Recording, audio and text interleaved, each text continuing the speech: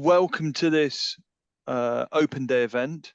My name is Professor Chris Brierley. I'm a climate modeler, specifically modeling the past climates, but that's not so important here. It's my role as chair of one of the two MSc exam boards. That means that I'm going to start off by chairing this meeting. The way I'd like to run this is we're going to say a little bit about the department and then work our way through the various different MSc programs. We've got all the conveners for the various MSc programs are online here. And so as we go through, we'll introduce each of the different programs and say a few words. And then we find the most helpful way is that people write any questions related to those different programs into the chat, and then they can be responded to. So maybe we can move to the next slide, and I'll say a bit about the department. So our department runs a total of 9 MSc programs. And they cover quite a broad range of different things. So I'm in charge of the MSc in climate change, but we've got a strong range of programs, and so we'll need to go through quite a few. Maybe we can have the next slide. UCL Geography is one of the largest geography departments in the country. We've got over 50 academics, and that's how we're able to have sufficient resources and expertise to teach so many different master's programs. And with so many different master's programs, we actually have quite a lot of MSc students. There's over 200 MSc students there. So we take more MSc students every year than we take undergraduates, but the undergraduates kick around longer. So there are more undergraduates in the department, but the MSc students, we take a large collection across all the different programs, and obviously you'll be or you'll feel more connected to those on your actual programs. The UCL has appointed the first ever professor of geography in the UK. So that was back in 1833. The university was only 7 years old at that time. And so geography's been a part of UCL's research and teaching for nearly its whole existence. And sort of behind me, you can see our portico. So this is on the main portion of UCL, and there's sort of a quadrangle, and the geography department is based on that main quadrangle. And some of us have windows looking out over onto the portico. UCL is obviously a university with a global reputation, and a global reputation for research especially. So all of the academics in the department are operating at the national level for research. Let's have the next slide, Josie. And when we think about research in the department, we're focused around different clusters, so sort of foci, I guess, for our research. And of these, many might be connected directly to an MSc program. For example, the Global Urbanisms is connected to the Urban Studies programs. Some of the MSc programs are more cross-cutting. So, for example, I'm in the as of myself, I guess, I'm in the paleoclimates cluster as well as the environmental modelling and observation cluster. And so we allow students to take modules across the cohort, across the breadth of the research in the department, as well as having these sort of academic research clusters. There's also a variety of different other things centered in the department. So, for example, we host the Commercial Data Research Centre. There's the London NERC Doctoral Training Partnership. Is a bit of a mouthful to say, but that is where PhD students at nearly all the universities in London who are focused on sort of environmental science are inducted into their PhD programs, and then they're distributed across, and that is based within our department at the moment. And so there's strong research, and it's across a broad range of topics with other research activities connected into it. Let's have a look at the next slide, Josie.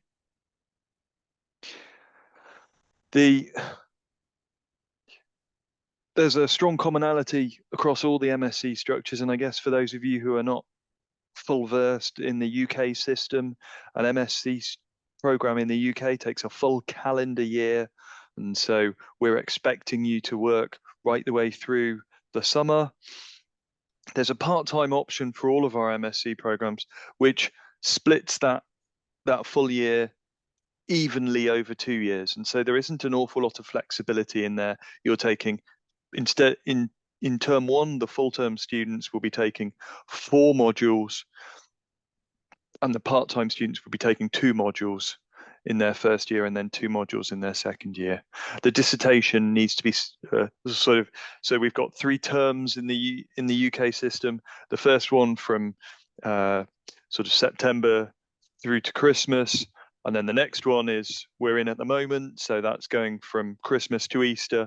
And then there's a term 3, which is focused on examinations, and for the undergraduates and for the MSc students, there aren't that many examinations, but there might be 1 or 2, in which case they'd be in term 3. But really, it's focused on the dissertation.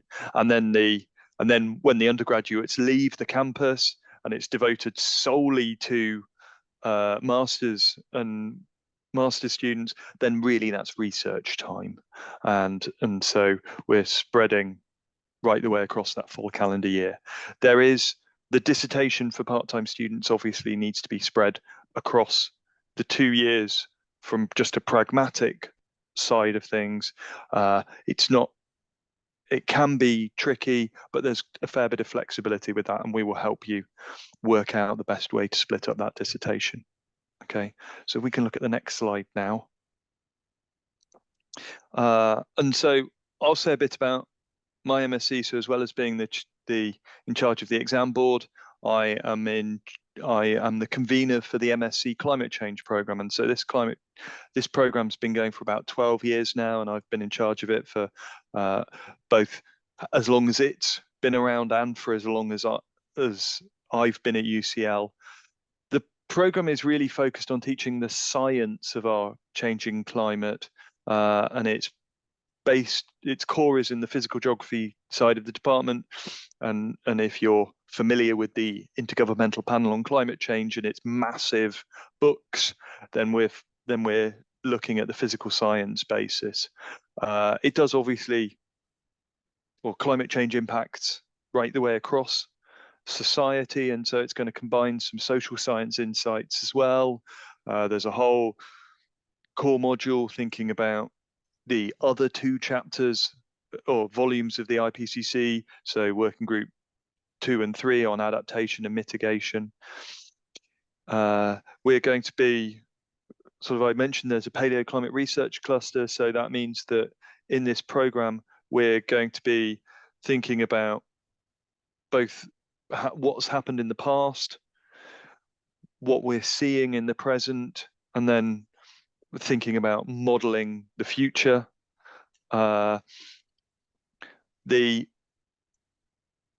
There's also thinking about not just what the future climate will be, but how that will impact society, and also the physical system. In the case of our MSc Climate Change, it's not a meteorology degree. It doesn't do any weather forecasting, and really, as I said, it's focused on the climate science. So we're not really tackling environmental impact assessments. We're not doing emissions accounting. It's thinking about really on climate change science. So can we move on? There's sort of the first term is focused, as is across many of the MSc programs, on getting everybody's core knowledge up to the same standard. In this case, there's 3 compulsory modules, and then in term 1 you get a choice of either thinking about reconstructing past environments or thinking about tropical futures, so how the tropics are going to change, and that's shared with the MSc conservation program. So it's the climate as well as the ecosystems in the tropics, and then you start specializing. So we give you a lot more choice in term 2. There's a variety of different options and those get more specific because there are more options, and some of these are going to be focused really on technical skills that are going to be needed to support your dissertation. So there's a list of them there, and you can find them on the website. It's worth pointing out there's a field course in Ireland in May, and you'll hear about that. It's joined with some of the other MSc programs that will incur additional expenses. We need you to cover the costs of heading over to that field course in May, but we'll keep it as cheap as we can. There's also the option to take other modules from across UCL with my permission, and I'm quite lax, or I'm quite generous about that. You just need to demonstrate that it's somehow relevant and of the right degree class and doesn't have a timetable clash. Dissertations from the climate change program end up generally either being based in a laboratory, so that's either thinking about reconstructing past climate changes, or something really quite hands-on, or thinking about future climate change, in which case you're going to be pretty much constrained to living in model world, and that will invariably be much more desk-based. So let's have a look at the next slide, Josie, if we can.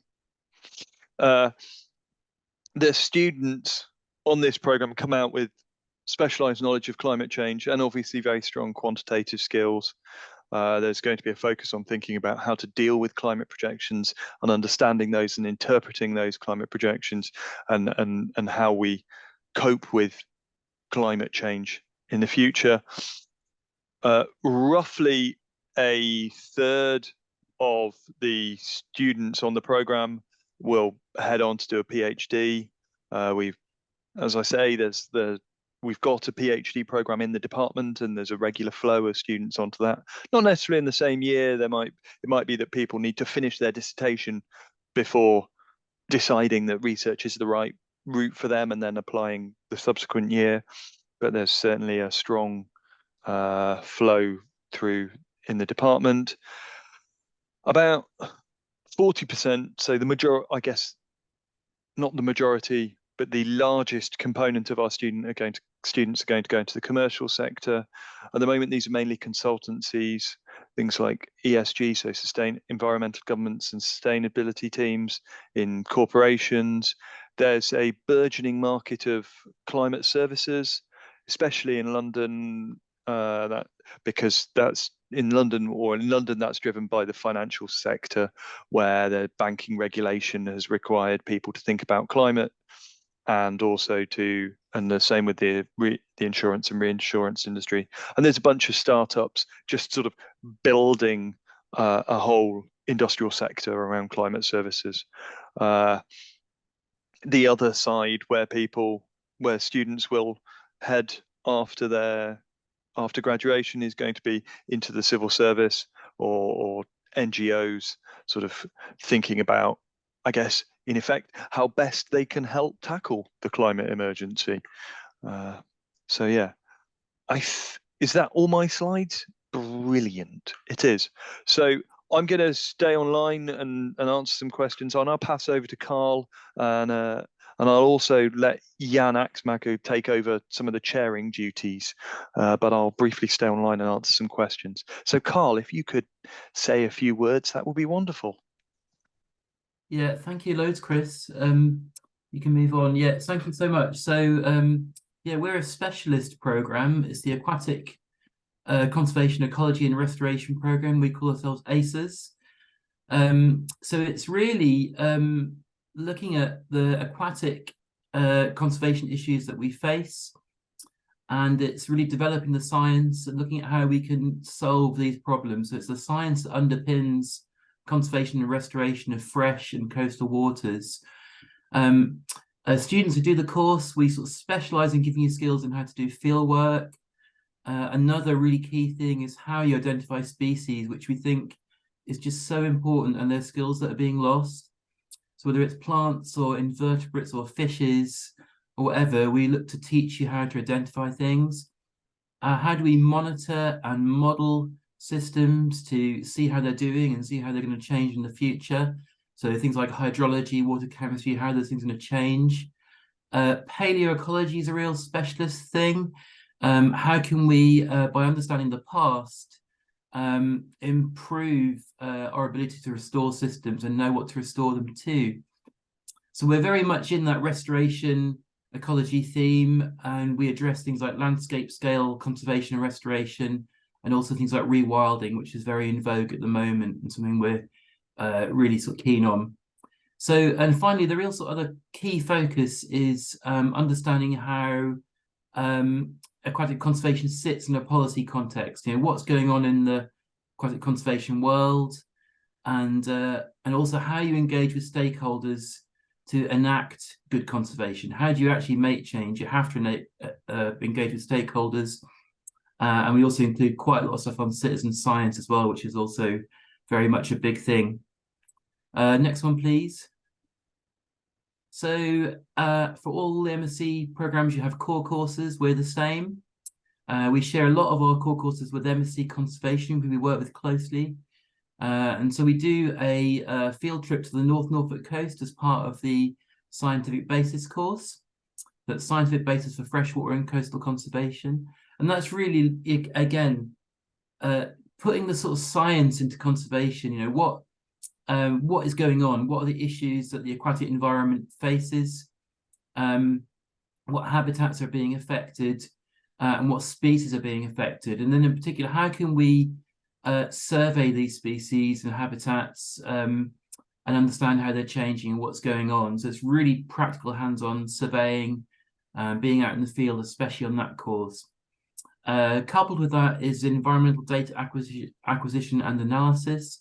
So that's really taking the scientific basis course a bit further, really, and looking at how you do things like water chemistry analysis, how you, again, identify species in the labs. There's more microscopy, statistical work, and things like that. How do we get to the point where, you know, from our field surveys, we've actually got some really good data which you can analyse. Aquatic systems and monitoring has a field class to the Scottish Highlands. And then particularly sort of giving you insights really into sort of different part of Britain, really, so Northern Britain, different environments. In this course, we talk about key concepts in aquatic conservation, what are the key things that we're interested in, and in particular, how do we monitor the aquatic environment to look for change and look to see if our restoration work is effective. And then the final course is conservation and environmental management, and that's really a social science course which looks at kind of the social science angles within conservation. So it's linked with MSc Conservation again. Next slide, please. So you do term one, everyone's all together, lots of field courses, you get to know everybody, you're a real cohort. And then in term two, people go off and choose their own route through the MSc. You can either focus on particular habitats or particular themes. There's a chance to work and do quite a lot more field courses here. So we have a field course to Dorset, which will get you identifying wetland plants, a new rewilding course, which we're developing at the moment, and that will get you into the theme of rewilding, which really necessitates field work really to see what's going on. Chris mentioned the field course to Ireland, which is also suitable for our MSc as well, looking at environmental change. So a whole host of options there to choose from. You choose four, and you can then sort of choose what your degree is looking like. And then the final thing is the dissertation, which is 40%. And again, it's wide ranging what you can do, all sorts of stuff. Ideally, to mean you're absolutely passionate about, and yeah, yeah, covering all sorts of areas really. Next one. So who is the course for? It's applicable to people who do geography, biology, environmental science, oceanography, a whole range of the disciplines as well, really.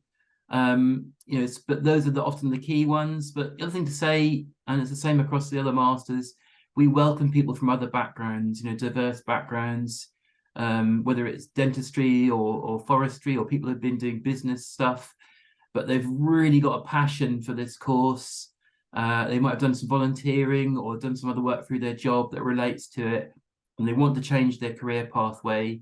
That's been a brilliant thing, you know, for us to have that sort of diversity. So we really encourage that, and yeah, put that sort of stuff in your personal statement. Next one, please. So where do our graduates go? It's all over the place, really. Lots of people go into conservation NGOs, and the statutory conservation agencies, aquatic consultancies is a popular destination as well.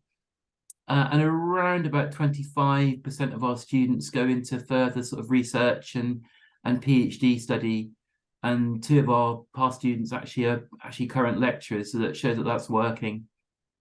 So over 20 years of running the course, yeah, lots of diversity in where people have ended up, and people have got some wonderful jobs after doing our course. Then the final slide, please. Yeah, one of the things that we've really worked hard on is to create a sort of wonderful sort of alumni network, really. So we arrange every year mini events, mini conferences, Christmas parties, volunteering weeks or weekends that get current and past students together, really. And so it's a wonderful way, if you finish the MSc, to keep in touch with all your great friends that you made. It's a wonderful way for current MSc students to you know, see what people have done and get really good insights on what's possible. So that's something we'll aim to keep going. So when you join the MSc, you really join this wider family. So the final slide, thank you, is just the contact details. So do get in touch if you want to know more. Love to hear from you. And yeah, over to the next person. Thank you. Which would be me. Yeah, thank you very much, Carl. Thank you, as Chris Jan. says, I'm taking over also the kind of convening of the event now. So yeah, my name is Jan Axmacher. I'm the director of the MSc Conservation Program. And I want to give you a bit of a flair as well. As Carl already mentioned, it's quite closely linked to the ACER program in many ways. So we share many, or the student body shares many values in terms of conservation, restoration, kind of trying to make the world a better place, basically. Our program is really, though, interdisciplinary. So we have a very strong scientific focus, but also put a strong emphasis on vocational training. So the fieldwork obviously is a crucial part here. Students on the program really learn how to work in the field, how effectively to generate data sets and then analyze them. And the program is also really quite unique because it sits very much between the natural and the social sciences. So we have very strong social science components. In my view, conservation can only be working effectively if you obviously have the natural science underpinning, the understanding of how ecosystems work, but then also understanding of how society interacts and how we can influence kind of behavior, for instance, of people, what frameworks, social frameworks we are working in conservation could really generate effective change. The program was established in 1959, which makes it the oldest conservation degree program in the English-speaking world. And with that comes obviously a very large alumni network. The course is incredibly well recognized in the conservation sector, both in the UK and abroad. And it also means that it's quite easy for us to really involve conservation professionals at various stages in the program, which is also the same for the ACER program. And also, it works really effectively. So conservation-related jobs are really secured by the vast majority of our graduates. So it really works in that context as well. Here we go. So the actual structure of the program is quite similar to ACER. As Carl mentioned, we share quite a few of the core modules. The scientific basis for freshwater and coastal conservation module with the Norfolk field glass, for instance, environmental data acquisition and analysis, and conservation and environmental management. So these 3 core modules are shared, which also means that the students from the MSc Conservation and the MSc Aquatic Conservation, Ecology and Restoration really form quite a nice group there's lots of commonalities and there's really great engagement across the board. But then conservation students also take the Tropical Futures module in the term 1 as the 4th compulsory module. Then in term 2, there's again a wide choice of different modules where you can then specialize more, kind of do more field work, etc. I won't go into these. And then in term 3 in the summer, the focus is very strongly on the research dissertation.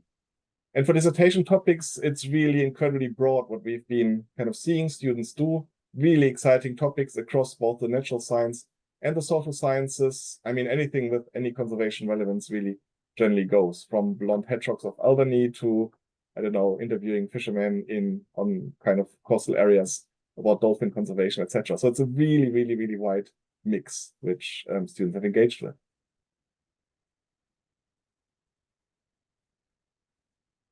We'll be basically recruiting in most cases. We have 2 pathways, as Carl also already mentioned.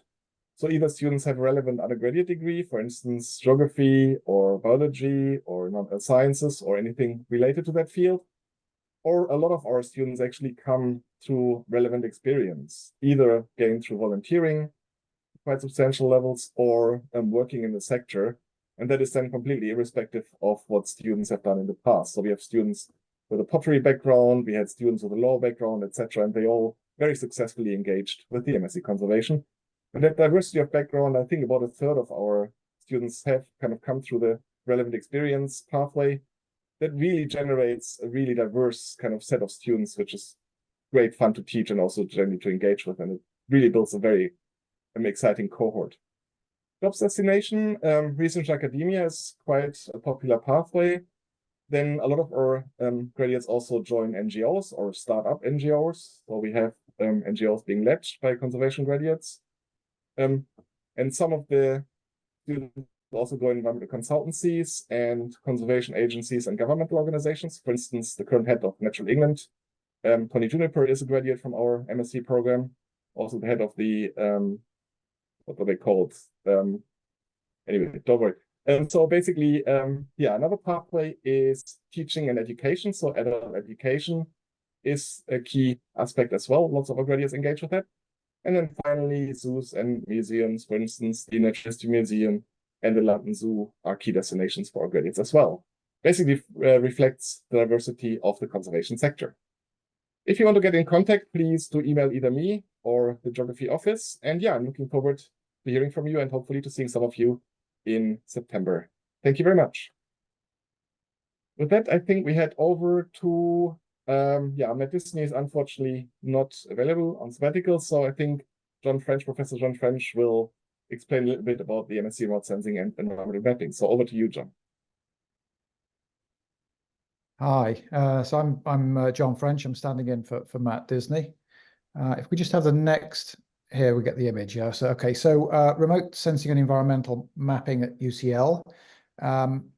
This is also quite a long-running program. It's actually the longest-running remote sensing MSc in the UK. Used to simply be called remote sensing. Now it's remote sensing and environmental mapping.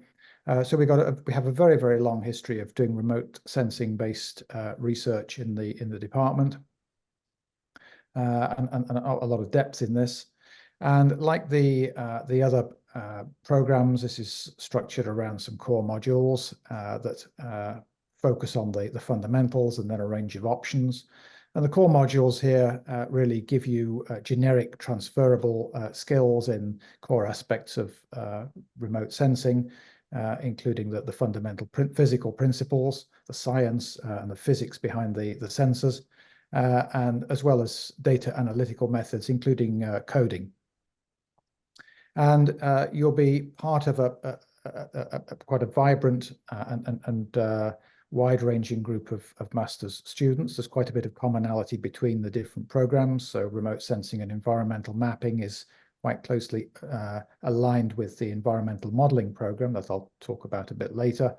And it also obviously links with climate change and some of the other physical programs.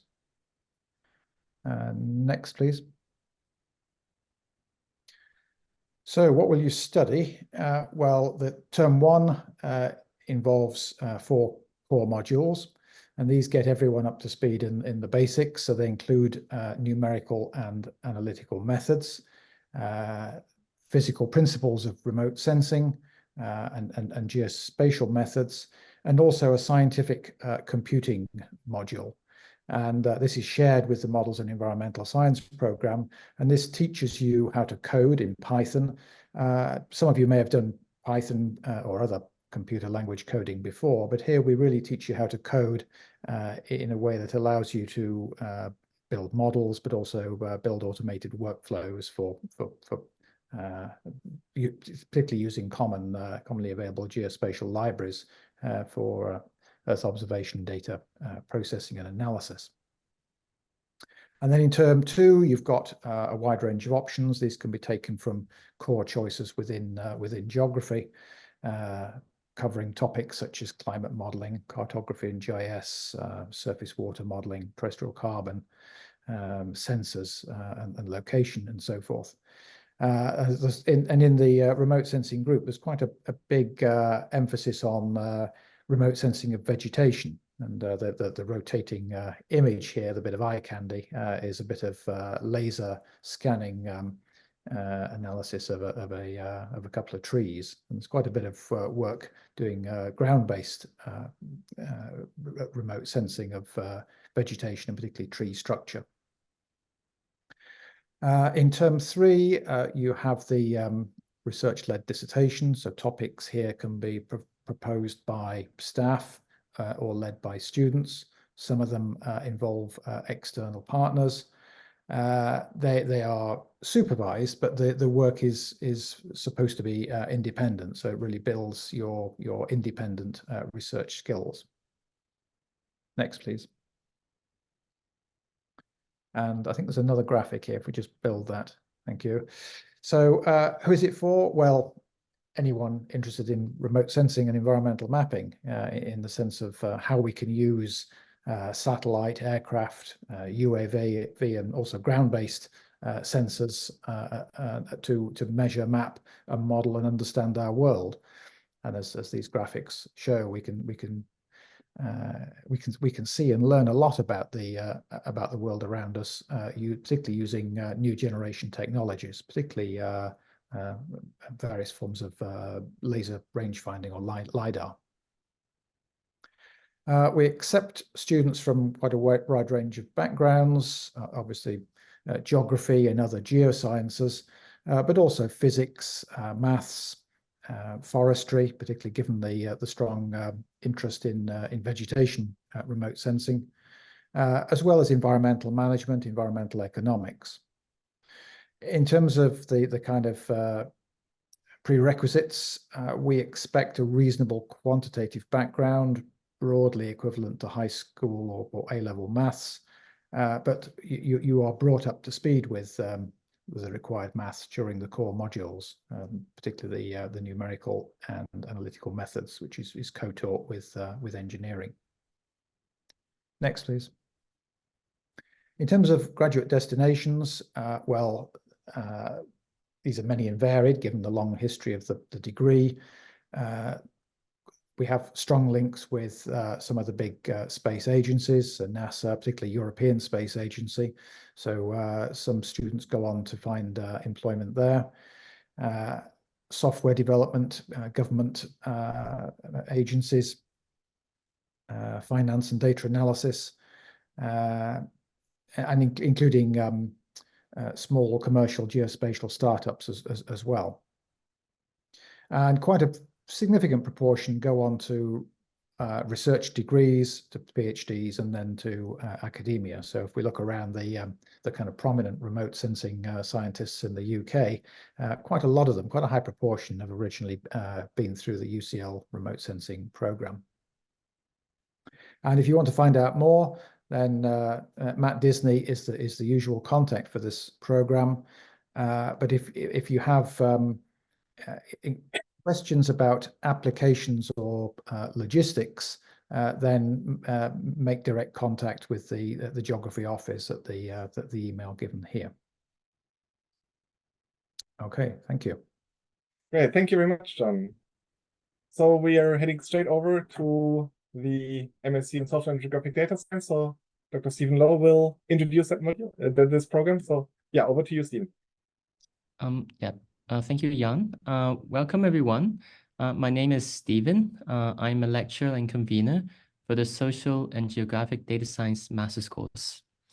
So there's an ever-growing national and international demand for qualified professionals and scientists who have data science expertise in solving crucial social and geographical problems. And our course basically provides the training of these next generation data scientists with a unique expertise at the interface of computer science, statistics, and the domain knowledge of geography and social science. And this is how we define social and geographic data science. We're at this confluence. And within this confluence, there's many related topics where we use these different methods and tools to solve these social and geographical challenges, including GIS, computer science, machine learning, natural language processing, cartography, and also on topics such as political data science, data ethics and politics, urban policy, and urban analytics. So we try to attract many people from a very diverse background into studying social and geographic data science. Yeah, thank you. Next slide. So this is the structure of a program. So the program consists of 4 core modules and 4 optional modules, where the core modules will give you the foundations of both the theoretical and the kind of methodological foundations in conducting kind of data science within this kind of domain of social science and geography. This includes principles of spatial analysis, running things like spatial statistics, Bayesian statistics, introduction to social data science, and this includes topics such as machine learning, natural language processing, data politics and society, where we look at fundamental theoretical topics in data science, such as data ethics, data privacy, and advanced topics in social data science, where we use methods such as deep learning to look at these kind of social and geographical problems, like on images or on text. So after these kind of fundamental kind of core modules, the students in the second term would have a lot of opportunities to take other modules. One thing I wanted to mention, in the core modules, you'll learn 2 programming languages, namely R and Python, and 3 of the modules would be practicing these programming languages for use in the optional modules. So in the optional modules, as you see, there are some that is like fundamental to our group, like urban policy, cartography and data visualization, mining and social geographic data sets, and GIS systems and science. But we also have a number of different modules, both within the department, such as environmental GIS, and specifically a number of modules on remote sensing because it's closely linked, as well as other modules in climate change, and other modules beyond the Department of Geography, such as with CASA on remotely sensing cities and digital public health. Next.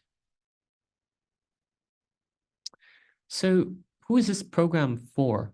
So it's fundamentally for basically the future data scientists who wants to learn more about these tools to solve fundamentally social and geographical problems. So not just general data scientists, but data scientists who wants to solve these issues.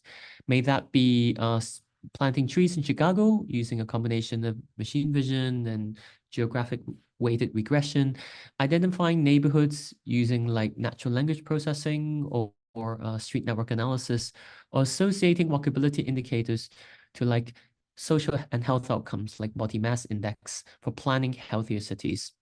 We also look at using kind of like sentiments analysis to look at parliamentary speeches, identifying hate speech on social media, or mining mobility and consumer data for businesses to answer questions such as, where should I place a shop or a cafe? The program is particularly suitable for students with an undergraduate degree that has some quantitative component in social science or urban analytics. So you don't need to come with a lot of quantitative component because you'll learn a lot of that in the fundamental modules, or with relevant professional experience in data science, GIS, geographic information science, urban planning, smart cities, and social data science. And the entry requirement will be a 2-1 in a bachelor degree in a relevant disciplines from a UK university or an overseas university of an equivalent standard. And below are just some like images I pulled from what the students would be analyzing. For example, getting like building heights from satellite images, retrieving like where are like, I don't know, your build form from the street imagery, or like running like network analysis on these street network graphs from OpenStreetMaps. Next. Next. Yeah. So where do graduates go?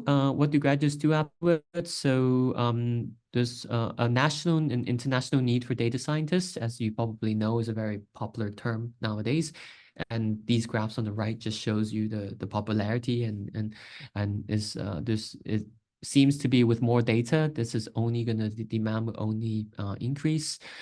So primarily most students went on to get jobs in data scientists, data science, data analysts, or as a geospatial analyst, as urban planner and urban designer, who are now more and more equipped with these skills, or consultants, or as researchers. And they work primarily in sectors and private sectors such as Arab or Huawei or Deloitte or Zoopla, which are like real estate and IT and transport planning companies, or movement strategies would look at mobility data, or these like large consultancy like KPMG, or architecture companies like Fosters and Partners.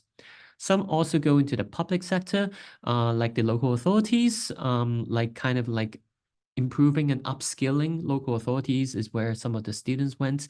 For example, maybe previously they were using Excel, but now they're using a lot more data science pipeline to solve some of these issues using Python or R. Some went to OECD to look at like kind of inequality in terms of productivity and so forth. And there's also an academic institutes. Some went on to do PhD studies, both within UCL or other universities overseas like Peking U. Some went to the Consumer Data Research Center, which is kind of fundamentally linked with our program, and the Alan Turing Institute, which is a National Institute of Data Science and AI in the country. Thank you. Next. Yeah, and if you're interested, please take a look at our link. And for like kind of logistic application question, please email geography.office. If you have some questions for me specifically, please email me at stephen.law at ucl.ac.uk. Thank you.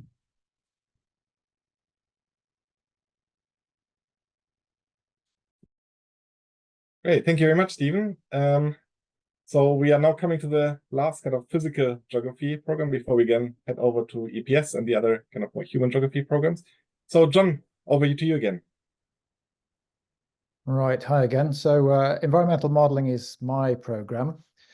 So this has been running for quite a few years now, and it's also one of the longest running programs in its field. There are still very few MSc programs which are really focused purely on environmental modeling in the UK. And we developed it because we realized that we had enormous breadth in model-based science across a very broad spectrum of the environmental and geosciences within UCL. And this is a program that really sits at the interface between the MSc in remote sensing and environmental modeling, and environmental mapping rather, and the MSc in climate change. So it kind of nests between those, and so you're part of a with overlapping modules. You've got these. You're part of this much broader student community. And the basic premise is really that models are everywhere in science. It's almost impossible to do any kind of science without some form of generalization, and modeling, particularly in the climate change area, then really everything pretty much everything we know and predict about climate change is model based. So this program really sets out to equip you with generic and transferable, we think highly desirable skills in the development and the critical application of a wide range of modeling methods. And it aligns with quite a number of other aspects of the MSc portfolio at UCL. So there's a kind of a core science aspect to it, but we have quite a lot of students from an engineering background, And students take modules that relating to environmental policy, to climate, geospatial analysis, ecology, citizen science, and so forth. Next slide, please. So in terms of what you would study, well, the structure follows the standard physical geography model. So you have a set of core options in term one. There are 4 of these, 3 of which are compulsory and 1 of which involves a bit of choice.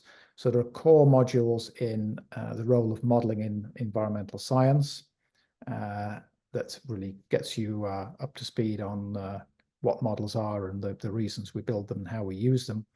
There is a module co-taught with engineering in analytical and numerical methods. There's an introduction to scientific computing, which is co-taught with the remote sensing and environmental mapping program. This teaches you coding in Python. And we also expose you to MATLAB, which is obviously a very powerful modeling and visualization package. And we also have other codes that you will encounter along the way in C and Fortran and other languages. And then, so those are 3 compulsory core modules, and then we have a choice of environmental science modules really on either climate dynamics or impacts of climate change. Then in term 2, you have a range of options, some of them drawn from within geography, including climate modeling, surface water modeling, which I lead, terrestrial carbon modeling, environmental GIS, ocean circulation, geohazards, and others. And modules outside geography are also available as long as a reasonable case can be made, and they seem to relate to the program as a whole. And then finally, in term 3, there is the research-led dissertation. This is supervised, and the topic can be proposed by staff, or it can come from the student. And sometimes we have a project with an external partner. Okay, next. So who is this for? Well, really anyone interested in being able to develop and or apply a variety of modeling methods, particularly to apply those in a critical way to some of the most pressing problems of the day, not least those of climate change. And the graphic here just shows an example kind of applications and work we've been doing on the Indian Sundarbans recently, looking at potential changes in the extent of mangrove habitat under different climate and sea level scenarios. We take students from a wide range of backgrounds, so across the earth and environmental sciences, and also we have quite a few students who come to us with physics and quite often with mathematics, pure mathematics, applied maths, maths with finance, all kinds of maths degrees, and also economics. So quantitative degree backgrounds are particularly preferred. The crucial thing is you should have an aptitude for technical computing, modeling, quantitative data analysis. And in terms of maths background, as with remote sensing, broadly equivalent to A-level maths or high school maths, but the numerical and analytical methods module in term 1 tries to bring people up to that kind of basic standard anyway. Next. And in terms of destinations, well, many and varied. Environmental consultancy is a popular destination. They can be small consultancies, or they can be the big engineering consultancy companies that these days all have large modeling teams dealing with surface water problems, risk management, hazard, and so forth. Government agencies, both in the UK and overseas, and then all sorts of other specialist sectors. And quite a high proportion go on to research degrees, including here at UCL, and then on to academia. And if you want to find out more, then you can contact me directly with academic inquiries. If you have questions about the application process or the logistics of an application, i.e. what's happened to it in our system, then get in touch with the geography office at the geog office at ucl.ac.uk email. Okay, thanks for listening. Great, many thanks, John.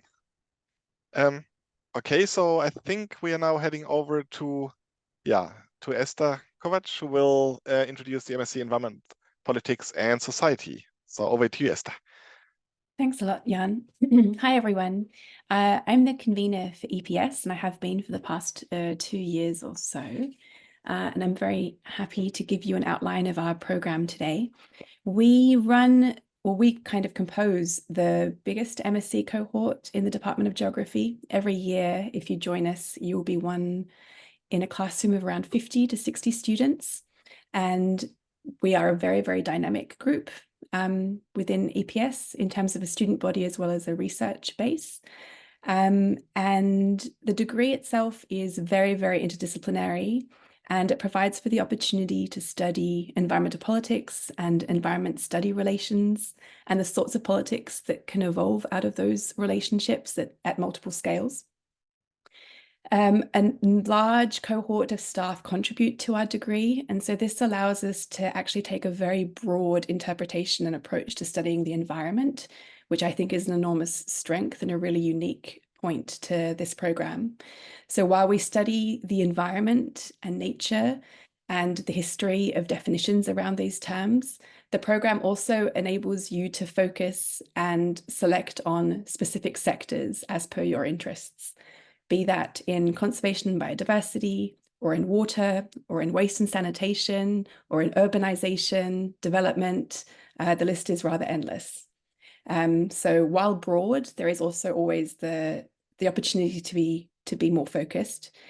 I think we give a really good grounding in environmental governance and policy making. We cover quite a bit on science policy interfaces and the making of all forms of environmental knowledges, be it scientific or indigenous and experiential and local knowledges, and the uptake of these different forms of knowing the environment and what happens with those forms of data and knowledges in different forums, particularly at international scales. And next slide, please.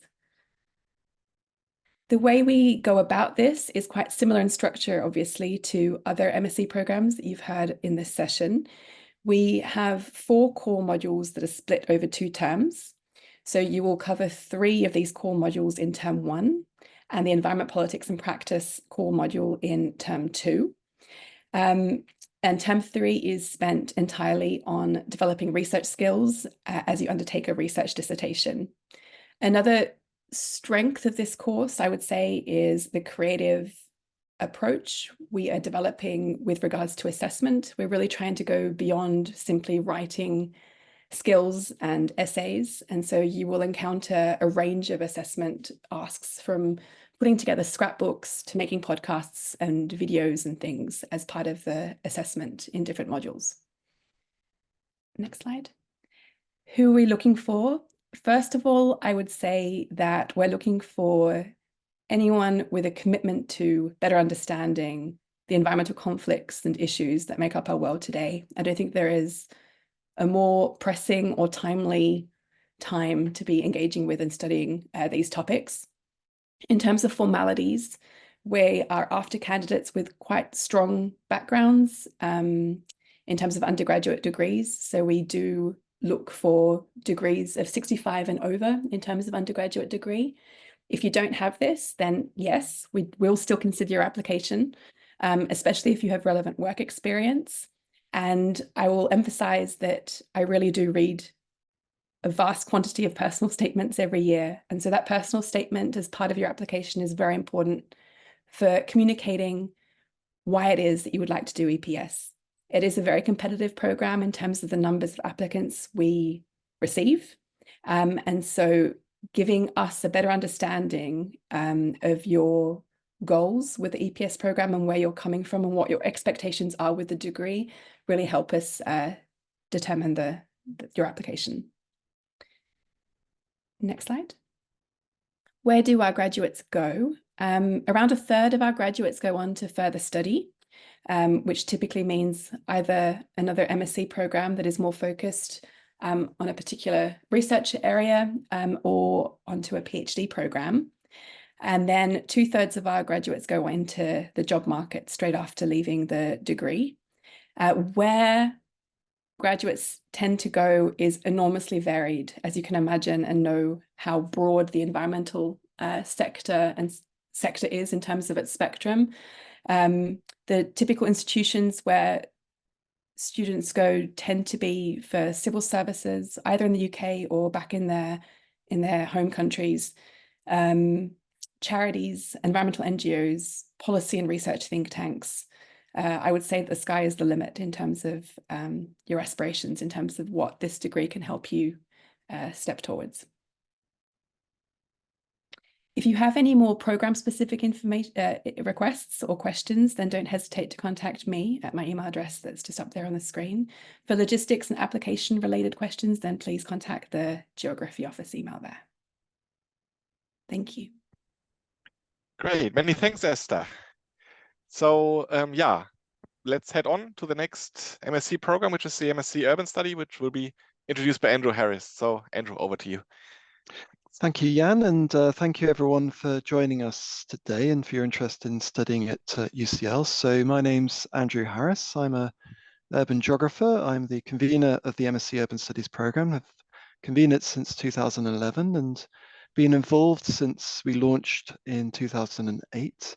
I'm also co-director of the UCL Urban Laboratory, which has close associations with this program, and co-director of the Global Urbanisms pathway, again, which I think shapes a lot of what we do on this MSc.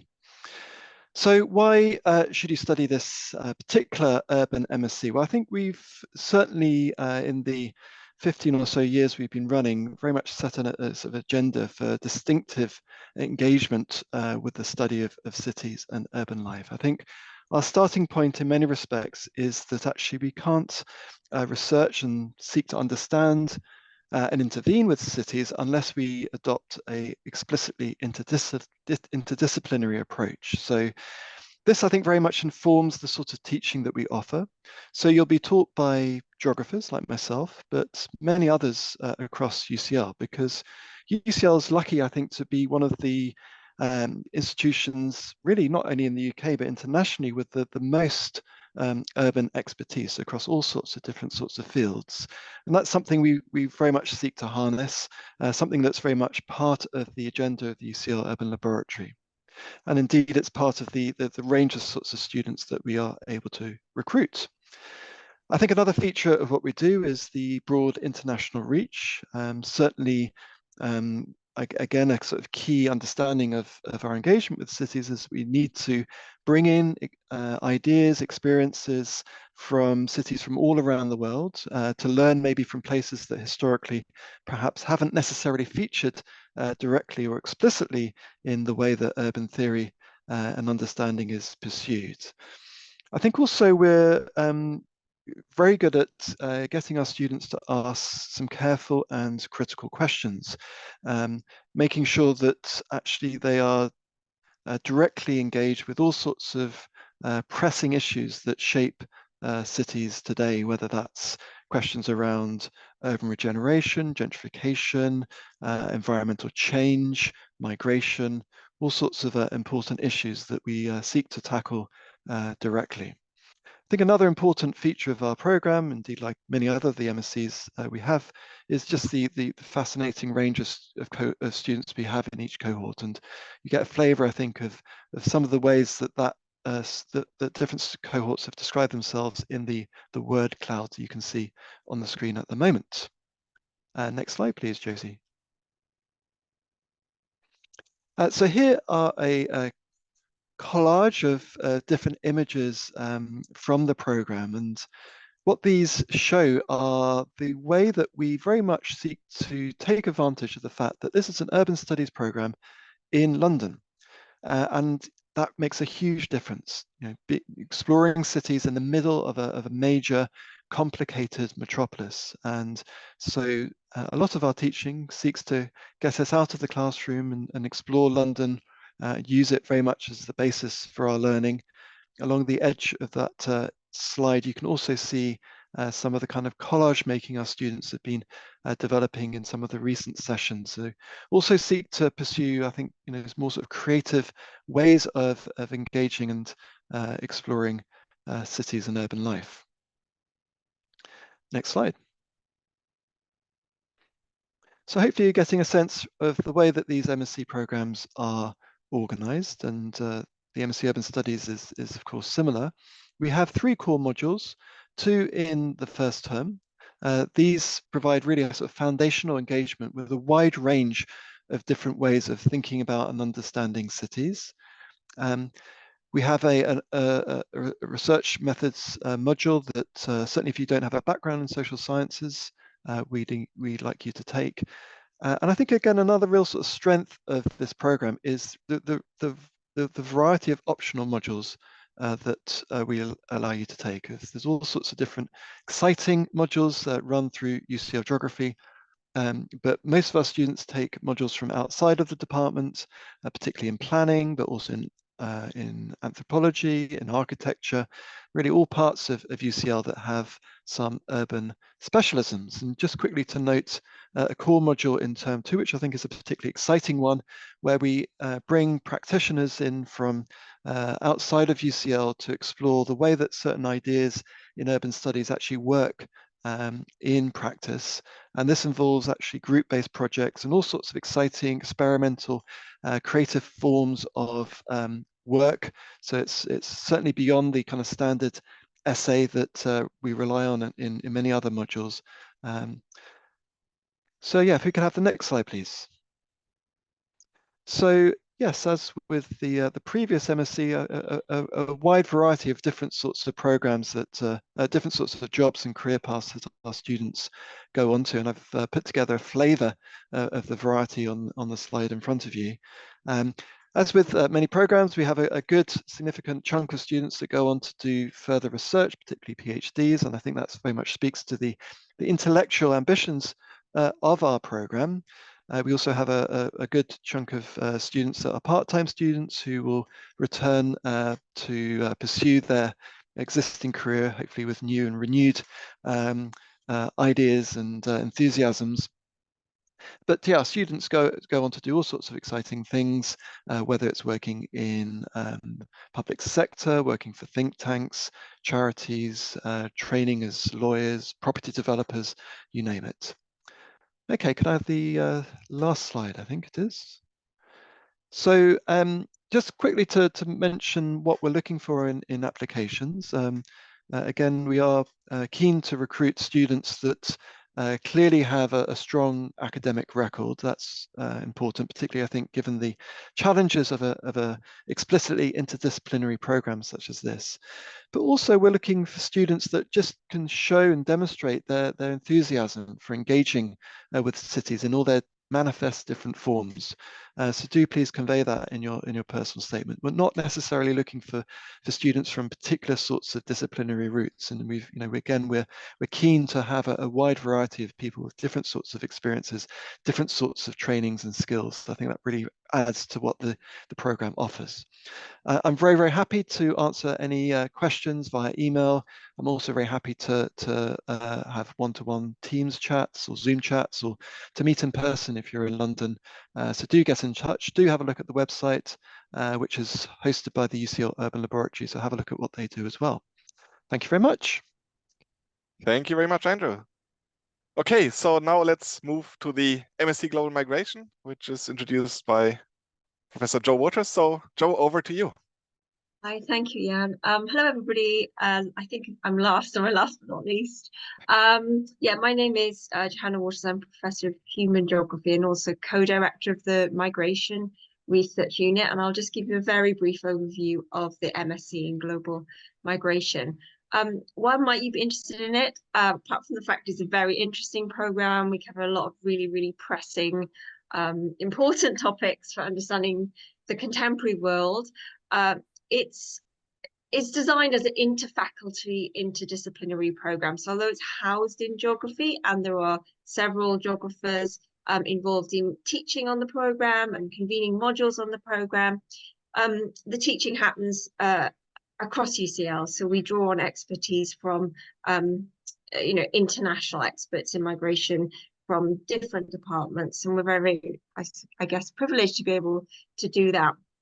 We also offer very strong research methods training. So as I'll come to in a minute, we have a research dissertation that you conduct in your third term, and we give you a lot of support with that and preparation with that, with one of our core modules, which is a social science research methods module. So you come out of the degree with really good skills in conducting social science research. And finally, just to mention the connection with the Migration Research Unit, which has been running for many years, and we offer reading groups 3 times a term. Staff get involved, students get involved across the board. There are seminars, there are working papers that you'll be able to contribute to. So yeah, that's a really nice connection that we have as well. Next slide, please. So just to give you a sense, which you probably have already from the other talks, of what the degree actually looks like in terms of structure and teaching and the way it's assessed.